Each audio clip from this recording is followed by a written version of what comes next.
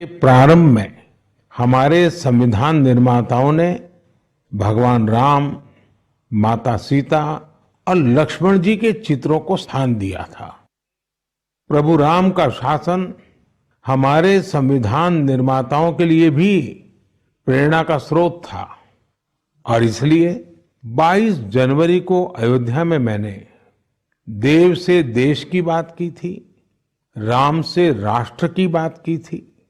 साथियों, अयोध्या में प्राण प्रतिष्ठा के अवसर ने देश के करोड़ों लोगों को मानो एक सूत्र में बांध दिया है। सबकी भावना एक, सबकी भक्ति एक, सबकी बातों में राम, सबके हृदय में राम। देश के अनेकों लोगों ने इस दौरान राम भजन गाकर उन्हें श्री राम के चरणों में समर्पित किया। 22 जनवरी की शाम को पूरे देश ने राम ज्योति जलाई, दिवाली मनाई। इस दौरान देश ने सामूहिकता की शक्ति देखी, जो विकसित भारत के हमारे संकल्पों का भी बहुत बड़ा आधार है। मैंने देश के लोगों से आग्रह किया था कि मकर संक्रांति से 22 जनवरी तक स्वच्छता का अभियान चलाया जाए। मुझे अच्छा लगा कि लाखों लोगों ने श्रद्धा भाव से जुड़कर अपने क्षेत्र के धार्मिक स्थलों की साफ सफाई की। मुझे कितने ही लोगों ने इससे जुड़ी तस्वीरें भेजी हैं, वीडियो भेजे हैं। ये भावना रुकनी नहीं चाहिए, ये अभियान रुकना नहीं चाहिए। सामूहिकता की यही शक्ति हमारे देश को सफलता की नई ऊंचाई पर पहुंचाएगी। मेरे प्यारे देशवासियों, इस बार 26 जनवरी की परेड बहुत ही अद्भुत रही, लेकिन सबसे ज्यादा चर्चा परेड में विमेन पावर को देखकर हुई। जब कर्तव्य पथ पर केंद्रीय सुरक्षा बलों और दिल्ली पुलिस की महिला टुकड़ियों ने कदमताल शुरू किया तो सभी गर्व से भर उठे। महिला बैंड का मार्च देखकर, उनका जबरदस्त तालमेल देखकर देश विदेश में लोग झूम उठे। इस बार परेड में मार्च करने वाले 20 दस्तों में से 11 दस्ते महिलाओं के ही थे। हमने देखा कि जो झांकी निकली उसमें भी सभी महिला कलाकार ही थी। जो सांस्कृतिक कार्यक्रम हुए उसमें भी करीब 1,500 बेटियों ने हिस्सा लिया था। कई महिला कलाकार शंख, नादस्वरम और नागदा जैसे भारतीय संगीत वाद्य यंत्र बजा रही थी। डीआरडीओ ने जो झांकी निकाली उसने भी सभी का ध्यान खींचा। उसमें दिखाया गया कि कैसे नारी शक्ति जल, थल, नभ, साइबर और स्पेस हर क्षेत्र में देश की सुरक्षा कर रही है। 21वीं सदी का भारत ऐसे ही विमेन लेड डेवलपमेंट के मंत्र के साथ आगे बढ़ रहा है। साथियों, आपने कुछ दिन पहले ही अर्जुन अवार्ड समारोह को भी देखा होगा। इसमें राष्ट्रपति भवन में देश के कई होनहार खिलाड़ियों और एथलीटों को सम्मानित किया गया है। यहां भी जिस एक बात ने लोगों का खूब ध्यान खींचा वो थी अर्जुन पुरस्कार पाने वाली बेटियां और उनकी लाइफ जर्नीज। इस बार 13 विमेन एथलीट्स को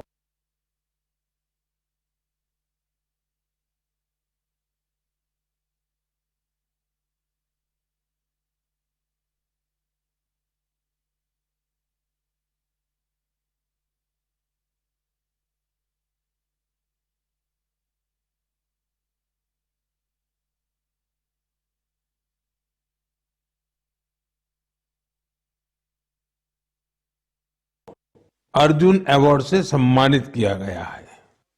इन विमेन एथलीट्स ने अनेकों बड़े टूर्नामेंटों में हिस्सा लिया और भारत का परचम लहराया। शारीरिक चुनौतियां, आर्थिक चुनौतियां इन साहसी और टैलेंटेड खिलाड़ियों के आगे टिक नहीं पाई। बदलते हुए भारत में हर क्षेत्र में हमारी बेटियां, देश की महिलाएं कमाल करके दिखा रही है। एक और क्षेत्र है जहां महिलाओं ने अपना परचम लहराया है, वो है सेल्फ हेल्प ग्रुप। आज विमेन सेल्फ हेल्प ग्रुप्स की देश में संख्या भी बढ़ी है और उनके काम करने के दायरे का भी बहुत विस्तार हुआ है। वो दिन दूर नहीं जब आपको गांव-गांव में, खेतों में नमो ड्रोन दीदियां ड्रोन के माध्यम से खेती में मदद करती हुई दिखाई देगी। मुझे यूपी के बहराइच में स्थानीय चीजों के उपयोग से बायो फर्टिलाइजर और बायो पेस्टिसाइड तैयार करने वाली महिलाओं के बारे में पता चला। सेल्फ हेल्प ग्रुप से जुड़ी निबिया बेगमपुर गांव की महिलाएं गाय के गोबर, नीम की पत्तियां और कई तरह के औषधीय पौधों को मिलाकर बायो फर्टिलाइजर तैयार करती हैं। इसी तरह ये महिलाएं अदरक, लहसुन, प्याज और मिर्च का पेस्ट बनाकर ऑर्गेनिक पेस्टिसाइड भी तैयार करती हैं। इन महिलाओं ने मिलकर उन्नति जैविक इकाई नाम का एक संगठन बनाया है। ये संगठन बायो प्रोडक्ट्स को तैयार करने में इन महिलाओं की मदद करता है। इनके द्वारा बनाए गए बायो फर्टिलाइजर और बायो पेस्टिसाइड्स की मांग भी लगातार बढ़ रही है। आज आसपास के गांवों के 6,000 से ज्यादा किसान इनसे बायो प्रोडक्ट खरीद रहे हैं। इससे सेल्फ हेल्प ग्रुप से जुड़ी इन महिलाओं की आय बढ़ी है और उनकी आर्थिक स्थिति भी बेहतर हुई है।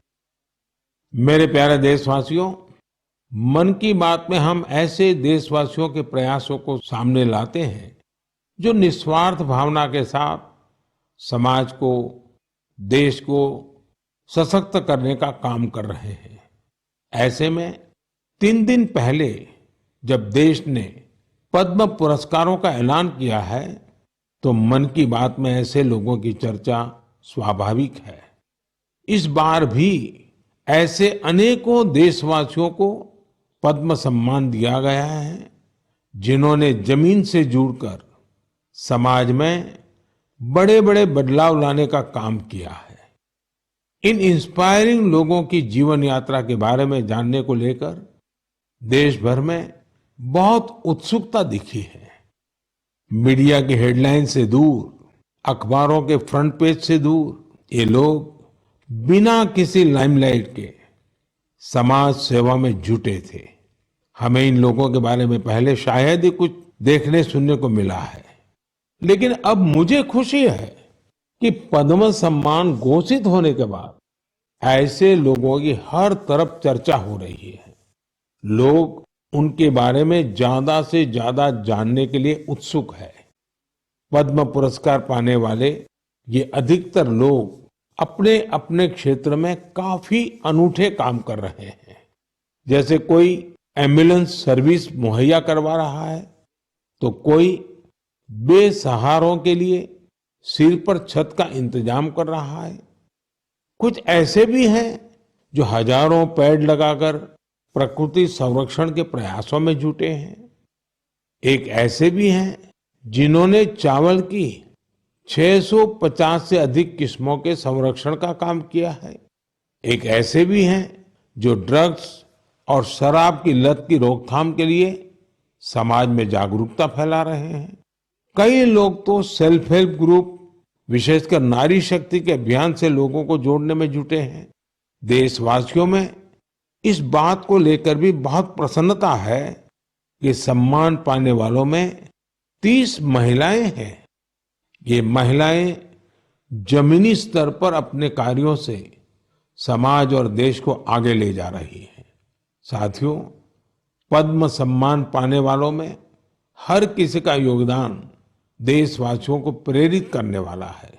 इस बार सम्मान पाने वालों में बड़ी संख्या उन लोगों की है जो शास्त्रीय नृत्य, शास्त्रीय संगीत, लोक नृत्य, थिएटर और भजन की दुनिया में देश का नाम रोशन कर रहे हैं। प्राकृत, मालवी और लंबाड़ी भाषा में बहुत ही शानदार काम करने वालों को भी ये सम्मान दिया गया है। विदेश के भी कई लोगों को पद्म पुरस्कार से सम्मानित किया गया है, जिनके कार्यों से भारतीय संस्कृति और विरासत को नई ऊंचाई मिल रही है। इनमें फ्रांस, ताइवान, मैक्सिको और बांग्लादेश के नागरिक भी शामिल है। साथियों, मुझे इस बात की बहुत खुशी है कि पिछले एक दशक में पद्म सम्मान का सिस्टम पूरी तरह से बदल चुका है। अब ये पीपल्स पद्मा बन चुका है। पद्म सम्मान देने की व्यवस्था में कई बदलाव भी हुए हैं। अब इसमें लोगों के पास खुद को भी नॉमिनेट करने का मौका रहता है। यही वजह है कि इस बार 2014 की तुलना में 28 गुना ज्यादा नॉमिनेशंस प्राप्त हुए हैं। इससे पता चलता है कि पद्म सम्मान की प्रतिष्ठा, उसकी विश्वसनीयता, उसके प्रति सम्मान हर वर्ष बढ़ता जा रहा है। मैं पद्म सम्मान पाने वाले सभी लोगों को फिर अपनी शुभकामनाएं देता हूं। मेरे प्यारे देशवासियों, कहते हैं हर जीवन का एक लक्ष्य होता है। हर कोई एक लक्ष्य को पूरा करने के लिए ही जन्म लेता है। इसके लिए लोग पूरी निष्ठा से अपने कर्तव्यों का पालन करते हैं। हमने देखा है कि कोई समाज सेवा के माध्यम से, कोई सेना में भर्ती होकर, कोई अगली पीढ़ी को पढ़ाकर अपने कर्तव्यों का पालन करता है। लेकिन साथियों, हमारे बीच ही कुछ लोग ऐसे भी होते हैं जो जीवन के अंत के बाद भी समाज जीवन के प्रति अपने दायित्वों को निभाते हैं, और इसके लिए उनका माध्यम होता है अंगदान। हाल के वर्षों में देश में 1000 से अधिक लोग ऐसे रहे हैं जिन्होंने अपनी मृत्यु के बाद अपने अंगों का दान कर दिया। ये निर्णय आसान नहीं होता, लेकिन ये निर्णय कई जिंदगियों को बचाने वाला होता है। मैं उन परिवारों की भी सराहना करूंगा जिन्होंने अपने करीबियों की आखिरी इच्छा का सम्मान किया। आज देश में बहुत से संगठन भी इस दिशा में बहुत प्रेरक प्रयास कर रहे हैं। कुछ संगठन लोगों को अंगदान के लिए जागरूक कर रहे हैं। कुछ संस्थाएं अंगदान करने के इच्छुक लोगों का रजिस्ट्रेशन कराने में मदद कर रही हैं। ऐसे प्रयासों से देश में ऑर्गन डोनेशन के प्रति सकारात्मक माहौल बन रहा है और लोगों की जिंदगियां भी बच रही है। मेरे प्यारे देशवासियों, अब मैं आपसे भारत की एक ऐसी उपलब्धि साझा कर रहा हूं जिससे मरीजों का जीवन आसान बनेगा, उनकी परेशानी कुछ कम होगी। आप में से कई लोग होंगे जिन्हें इलाज के लिए आयुर्वेद, सिद्धा या यूनानी की चिकित्सा पद्धति से मदद मिलती है, लेकिन इनके मरीजों को तब समस्या होती है जब इसी पद्धति के किसी दूसरे डॉक्टर के पास जाते हैं। इन चिकित्सा पद्धतियों में बीमारी के नाम, इलाज और दवाइयों के लिए एक जैसी भाषा का इस्तेमाल नहीं होता है। हर चिकित्सक अपने तरीके से बीमारी का नाम और इलाज के तौर तरीके लिखता है। इससे दूसरे चिकित्सक के लिए समझ पाना कई बार बहुत मुश्किल हो जाता है। दशकों से चली आ रही इस समस्या का भी अब समाधान खोज लिया गया है। मुझे ये बताते हुए खुशी हो रही है कि आयुष मंत्रालय ने आयुर्वेद, सिद्ध और यूनानी चिकित्सा से जुड़े डेटा और शब्दावली का वर्गीकरण किया है।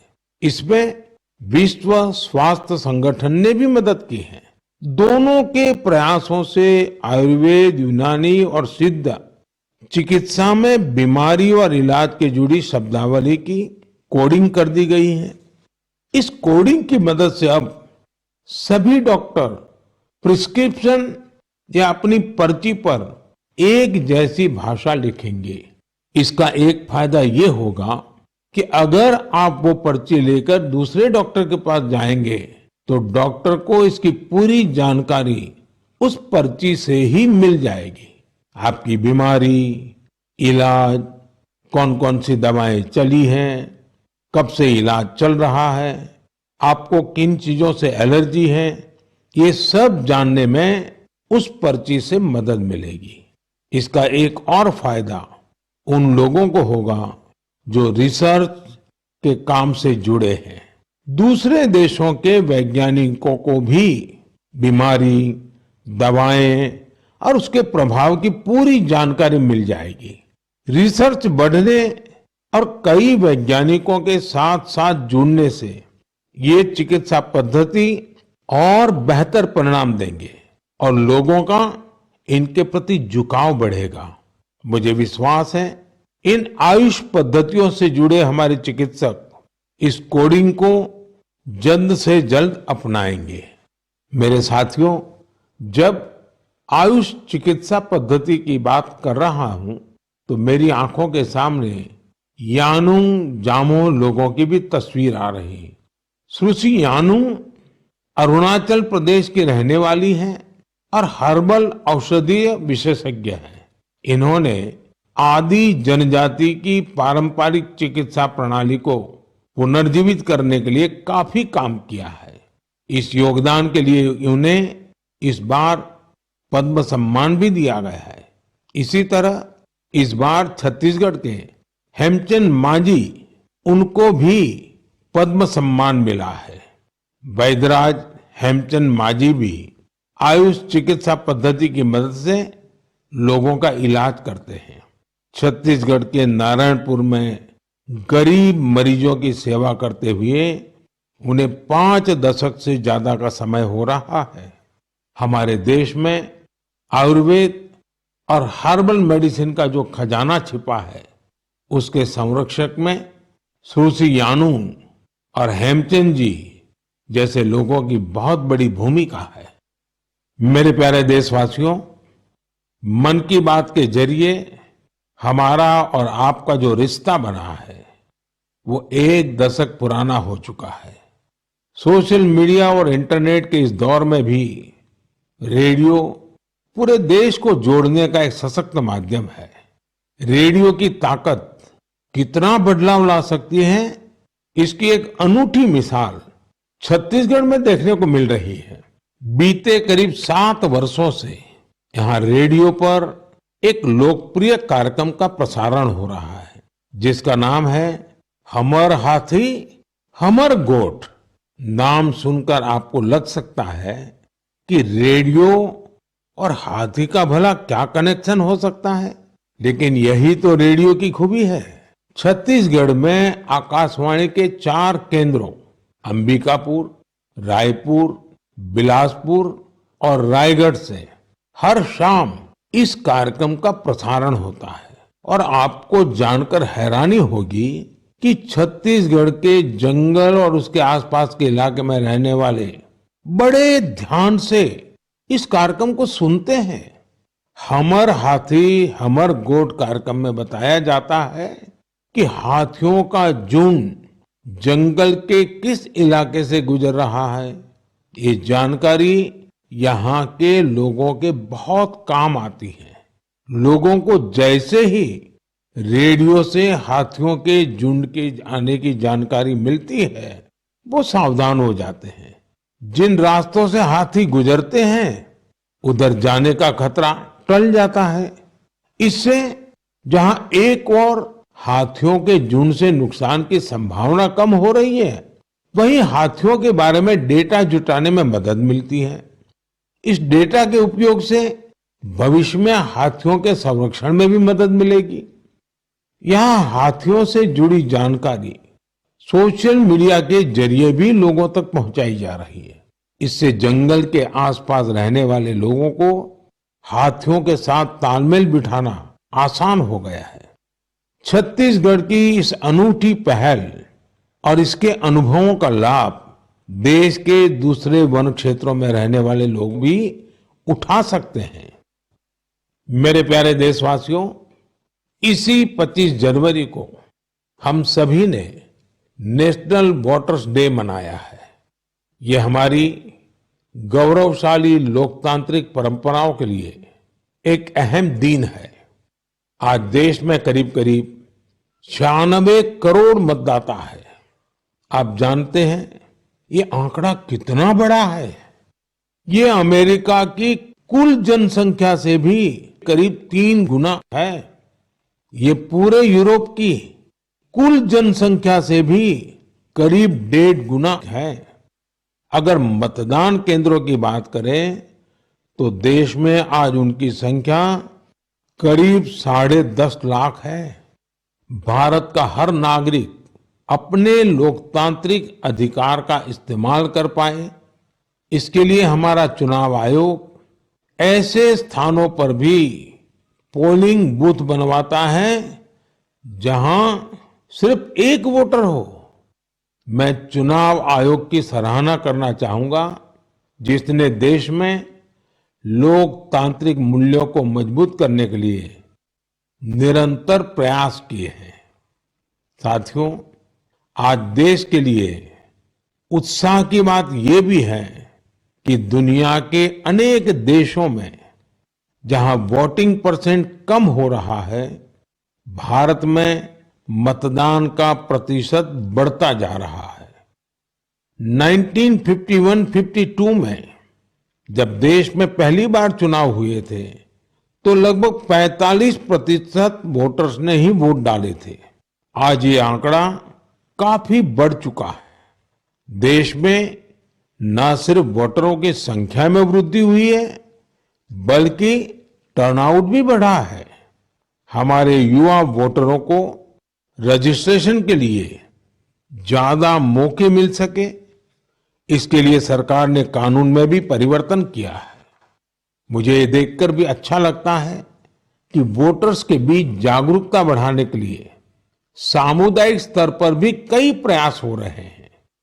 कहीं लोग घर घर जाकर वोटर्स को मतदान के बारे में बता रहे हैं, कहीं पेंटिंग बनाकर, कहीं नुक्कड़ नाटकों के जरिए युवाओं को आकर्षित किया जा रही होती हैं, जिन्होंने अलग अलग कालखंड में देशभक्ति की मिसाल कायम की है।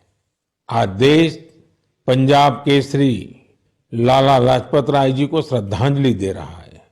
लाला जी स्वतंत्रता संग्राम के एक ऐसे सेनानी रहे जिन्होंने विदेशी शासन से मुक्ति दिलाने के लिए अपने प्राणों की आहुति दे दी। लाला जी के व्यक्तित्व को सिर्फ आजादी की लड़ाई तक सीमित नहीं किया जा सकता। वो बहुत दूरदर्शी थे।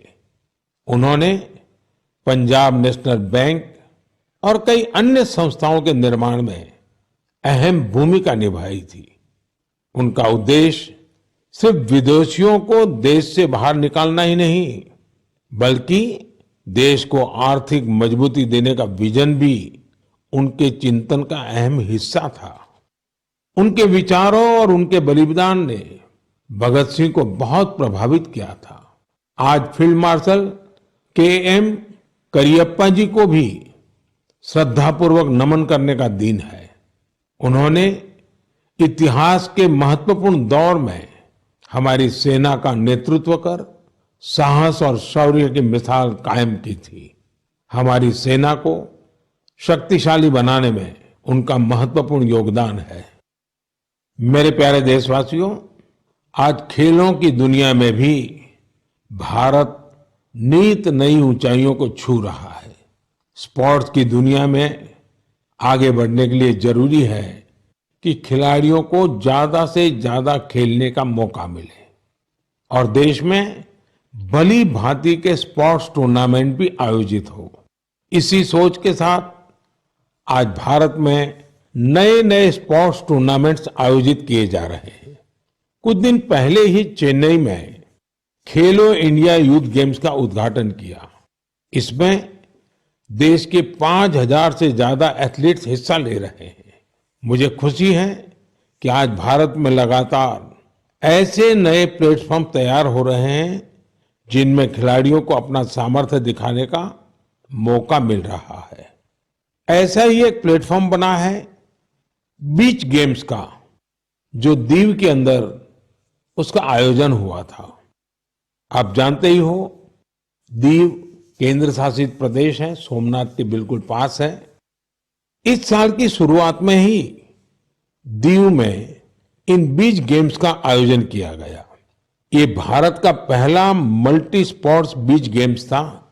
इनमें tug of war, sea swimming, pencak silat, mallakhamb, beach volleyball, beach kabaddi, beach soccer और बीच बॉक्सिंग जैसे कंपटीशन हुए। इनमें हर प्रतियोगी को अपनी प्रतिभा दिखाने का भरपूर मौका मिला।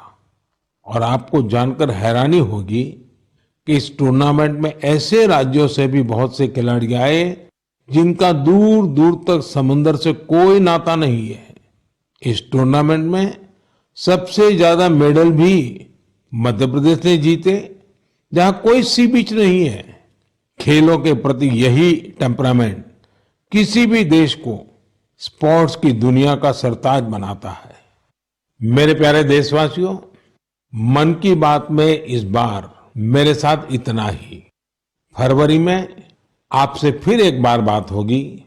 देश के लोगों के सामूहिक प्रयासों से, व्यक्तिगत प्रयासों से कैसे देश आगे बढ़ रहा है, इसी पर हमारा फोकस होगा। साथियों, कल 29 तारीख को सुबह 11 बजे हम परीक्षा पे चर्चा भी करेंगे। परीक्षा पे चर्चा का ये 7वां संस्करण होगा।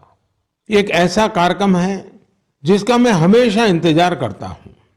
इससे मुझे स्टूडेंट्स के साथ बातचीत करने का मौका मिलता है और मैं उनके परीक्षा संबंधी तनाव को कम करने का भी प्रयास करता हूं।